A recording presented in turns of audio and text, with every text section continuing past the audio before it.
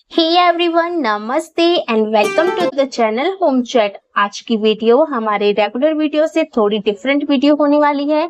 आज की वीडियो में मैं अपनी उज्जैन जर्नी को शेयर करने वाली हूँ। रिसेंटली मैं उज्जैन महाकाल जी के दर्शन करने गई थी।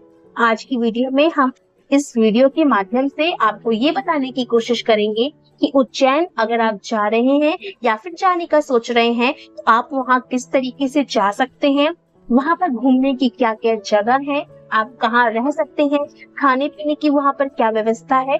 इसी तरीके से सारी डिटेल इंफॉर्मेशन हम उज्जैन के बारे में देने वाली हैं। तो चलिए आज की वीडियो को स्टार्ट करते हैं।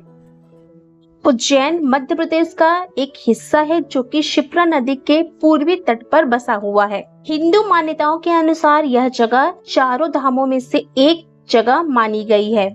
यहाँ पर हर साल लाखों लोग उज्जैन महाकाल जी के दर्शन करने आते हैं। चलिए आइए चलते हैं उज्जैन की सैर पर। उज्जैन के प्रमुख मंदिरों में से एक है महाकालेश्वर ज्योतिर्लिंग, जो कि 12 ज्योतिर्लिंगों में से एक है, जो कि उज्जैन में स्थित है। इस मंदिर के खुलने का समय सुबह के 3 बजे से होता है और जहां पर 4 बजे भस्म आरती की जाती है। महाशिवरात्रि या फिर सोमवार या फिर कुंभ के समय यहाँ पर काफी श्रद्धालुओं की भीड़ उमड़ती है। काल जी के दर्शन करने के समय आपको काफी लंबी लाइनों में लगना पड़ता है। अगर आप लंबी लाइनों में लगने से बचना चाहते हैं तो आप वीआईपी एंट्री ले सकते हैं, जिसमें पर पर्सन 250 रुपए देकर के आप वीआईपी एंट्री के थ्रू आसानी से महाकाल जी के दर्शन कर सकते हैं। जैसे ही आप मंदिर से बाहर निकलते हैं तो यहाँ पर आपको ढेर सारी और मंदिरें दिखती हैं, जिसमें आपकी ओंकारेश्वर जी की मंदिर है, गणेश भगवान की मंदिर है। इसी तरीके से छोटे छोटे और भी मंदिरें आपको दिखती हैं जिनके आप आराम से दर्शन कर सकते हैं। इसके बाद जैसे ही आप महाकालेश्वर जी के दर्शन करने के बाद आप बाहर की तरफ निकलते हैं तो आपको यहाँ पर शिव जी की ढेर सारी कलाओं के साथ शिव जी की आपको मूर्तियां देखने को मिलती हैं। ये सारी मूर्तियां देखने में बहुत ही सुंदर लग रही थी और इनमें से कुछ मूर्तियां जो हैं विद टाइम के साथ आंधियों की वजह से खंडित हो गई थी।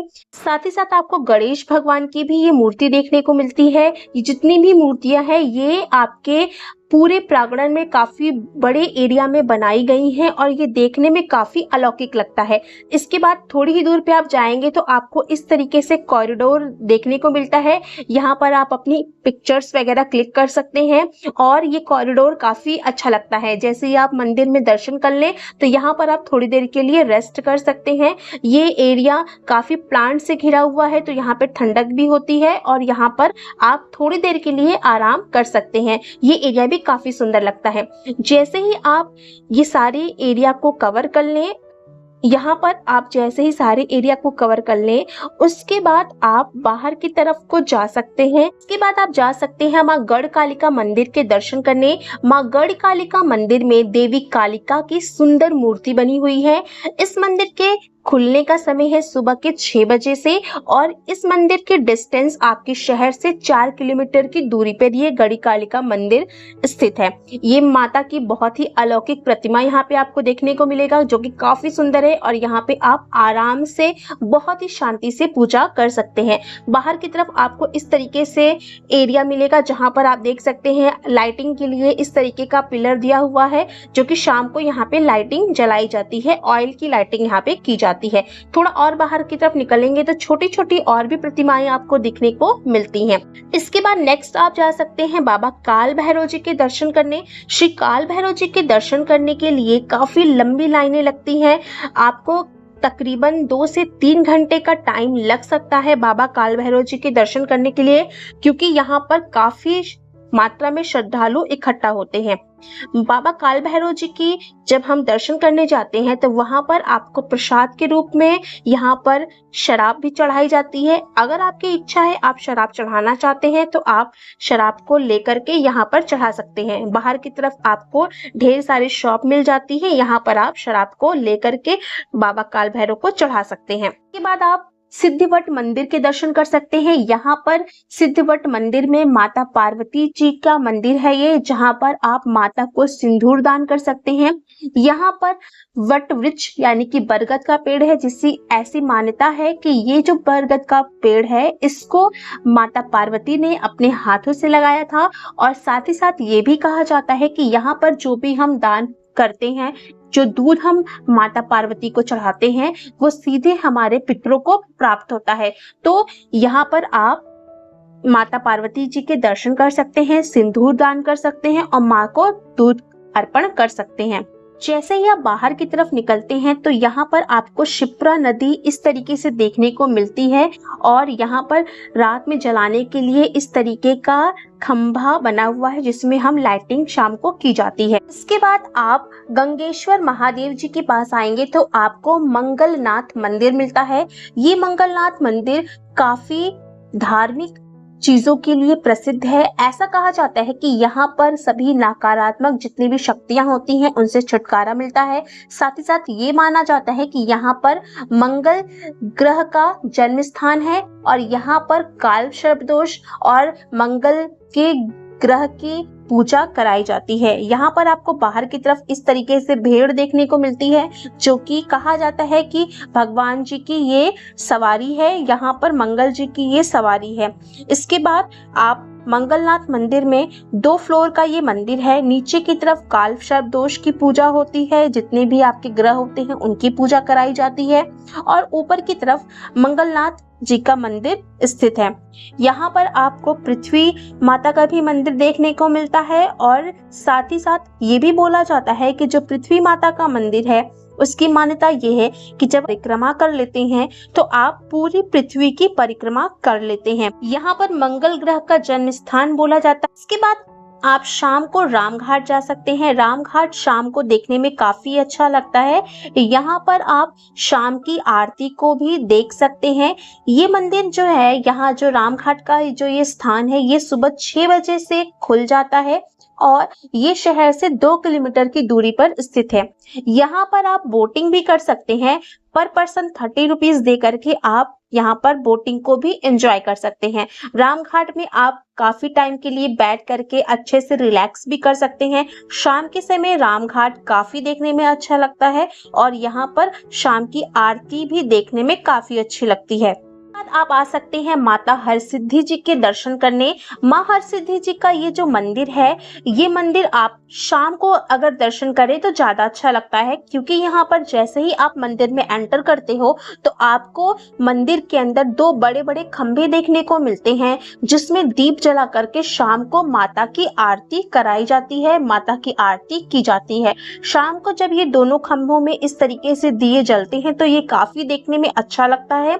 और यहाँ पर जो माता की प्रतिमा है वो इतनी खूबसूरत है, इतनी सुंदर है कि आप माता के चेहरे से अपनी नजर नहीं हटा पाएंगे। यहाँ पर आप माता के दर्शन कर सकते हैं और यहाँ पर काफी जगह है जहाँ पर आप आराम से बैठ सकते हैं। यहाँ पे बेंचेस भी लगी हुई हैं, आप आराम से दर्शन करने के बाद रिलैक्स कर सकते हैं। और इस मंदिर के खुलने का समय है शाम के 7 बजे और ये मंदिर आपका शहर से 2 किलोमीटर की दूरी पर स्थित है। माँ हरसिद्धि जी के मूर्ति के अलावा आपको इस मंदिर में माँ लक्ष्मी और माँ सरस्वती जी की मूर्ति देखने को मिलती है। अगर हम ये कहें कि बेस्ट टाइम क्या है, किसी भी टाइम उज्जैन आइए, आपको भीड़ तो देखने को मिलती ही है, लेकिन हम ये बोले कि अगर सबसे ज्यादा आप किस टाइम पर फेस्टिवल लाइक यहाँ पर सजावट होती है, फेस्टिवल लाइक भीड़ होती है, तो महाशिवरात्रि के समय मंडे, किसी भी मंडे को, किसी भी मंथ के किसी भी मंडे को, और नागपंचमी वो टाइम है जब आप यहाँ आ सकते हैं। इसके अलावा ईयरली यहाँ पर कार्तिक मेला भी लगता है और 12 साल में यहाँ पर कुंभ मेला भी लगता है। तो आप इन ड्यूरेशन में आकर के उज्जैन में दर्शन कर सकते हैं। ये सभी टाइम काफी बेस्ट टाइम है उज्जैन दर्शन के लिए, लेकिन आप किसी भी टाइम पर उज्जैन आइए, आपको यहाँ पर श्रद्धालुओं की भीड़ देखने को मिलती ही है। उज्जैन आने के लिए आप बाय ट्रेन आ सकते हैं। काफी सिटीज से कनेक्टेड होके उज्जैन के थ्रू ढेर सारी ट्रेनें चलती हैं, तो आप किसी भी सिटी में रहते हो, आप उज्जैन रेलवे स्टेशन के लिए ट्रेन आराम से ले सकते हैं। और उज्जैन रेलवे स्टेशन पे उतर करके आप कोई भी ई रिक्शा, कैब या फिर ऑटो बुक कर सकते हैं अपने हिसाब से और अपना होटल बुक कर सकते हैं।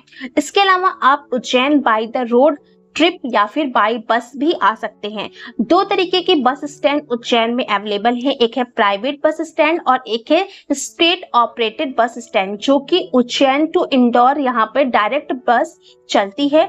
जो दो बस स्टैंड है उसमें एक जो बस स्टैंड है वो है देवास गेट बस स्टैंड, जो कि रेलवे स्टेशन से 600 मीटर की दूरी पर प्रेजेंट है, और दूसरा है हमारा नाना खेड़ा बस स्टैंड, जो कि अप्रोक्सीमेटली 5 किलोमीटर की दूरी पर स्थित है।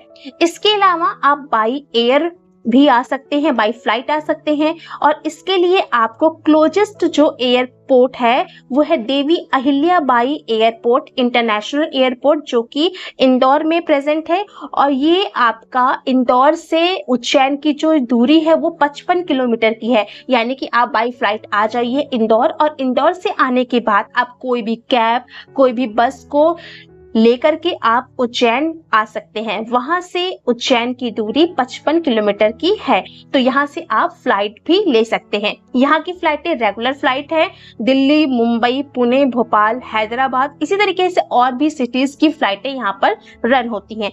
आप उससे आ सकते हैं, या फिर अगर आप कोई नियर स्टेशन पे रहते हैं तो आप बाई बस भी यहाँ पर आ सकते हैं। उज्जैन में रहने के लिए आपको ढेर सारे ऑप्शन मिल जाते हैं, ढेर सारे होटल के ऑप्शन मिलते हैं, और साथ ही साथ आपको धर्मशालाएं भी मिल जाती हैं। उज्जैन रेलवे स्टेशन से जैसे ही आप बाहर निकलते हैं वहां पर आपको होटल मिल जाते हैं, लेकिन जो भी रेलवे स्टेशन के पास के होटल हैं वो काफी कॉस्टली हैं। आप इसके लिए आप मेरा सजेशन ये है कि आप सिटी के अंदर होटल लेंगे तो ज़्यादा अच्छा रहेगा। वहाँ पर आपको एक तो आपको होटल सस्ते मिलते हैं, और दूसरी चीज़ ये है कि वहाँ से आपको जितने भी मंदिर हैं वो वॉकिंग डिस्टेंस पे सारी मंदिरें वहाँ पे प्रेजेंट हैं, तो आप आराम से मंदिरों में जा कर के अपने दर्शन को कंप्लीट कर सकते हैं। इससे दो फायदे हैं आपके, एक तो आपको होटल्स काफ़ी रीजनेबल प्राइजेस पे मिल जाएंगे, और साथ ही साथ जितने भी नियर आपके मंदिर हैं वहां पर आप इजीली दर्शन कर पाएंगे। जितनी भी हमारी मेन मंदिर है, जिसमें कि माँ हरसिद्धि का मंदिर है, महाकाल जी का मंदिर है, राम घाट है, ये सभी सिटी के जितने भी होटल्स हैं उनके काफी पास में है, तो आप अपने होटल से सीधे वॉकिंग डिस्टेंस पे से जाकर के यहाँ पर दर्शन कर सकते हैं। अगर आप स्टेशन के पास होटल लेते हैं तो वो काफी कॉस्टली भी पड़ेगा, और आपको दर्शन करने के लिए बार बार रिक्शा करना पड़ेगा, तो सिटी के अंदर होटल लेना ज्यादा अच्छा रहेगा। इसके अलावा अगर हम ये बात करें कि खाने पीने की उज्जैन में क्या व्यवस्था है, इसके लिए आपको यहाँ पर 70 रुपए की थाली से लेकर के 150 रुपए तक की थाली अवेलेबल है। इसके अलावा आप अपने चॉइसेस के अकॉर्डिंग कुछ भी खा सकते हैं, लेकिन थाली की अगर हम बात करें तो वो 70 रुपए से स्टार्ट हो जाती है। और सुबह के समय पे आपको इस तरीके से दुकानों के बाहर नाश्ता मिल जाता है। मॉर्निंग ब्रेकफास्ट आपको इस तरीके से मिल जाता है, जिसमें कि पोहा है, जलेबी है, ढोकला है, चाय, कॉफी, इस तरीके की ऑप्शंस आपको मार्केट में मॉर्निंग के टाइम पे देखने को मिलते हैं। इसके अलावा जितनी भी चीज़ें, नॉर्मल चीज़ें जो मार्केट में मिलती हैं वो सब आपको उज्जैन में मिल जाती हैं आराम से। आपको यहाँ पर खाने पीने में कोई भी दिक्कत नहीं होगी। और अगर हम बात करें कि उज्जैन की मार्केट के बारे में, तो क्योंकि ये एक धार्मिक प्लेस है तो यहाँ पर आपको ढेर सारी शॉपिंग करने के लिए ऑप्शंस मिल जाते हैं। यहाँ पर आप ढेर सारी प्रसाद के रूप में आप सामान खरीद सकते हैं। साथ ही साथ आप महाकाल जी का प्रिंट किया हुआ टी शर्ट्स वगैरह, लहंगा वगैरह यहाँ पर मिल जाता है।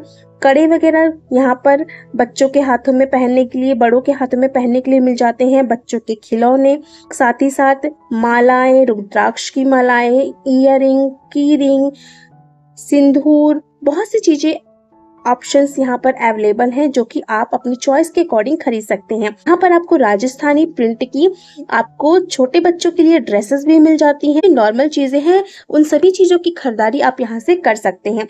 यहाँ पर आपको शंकर भगवान जी के मूर्ति, महाकाल जी की मूर्ति भी मिल जाती है। आप यहाँ से अपने घर के लिए इन चीजों को परचेज कर सकते हैं। तो इस तरीके से ये थी मेरी उज्जैन की जर्नी। तो कैसी लगी आपको ये जर्नी, आप कमेंट करके जरूर बताइएगा।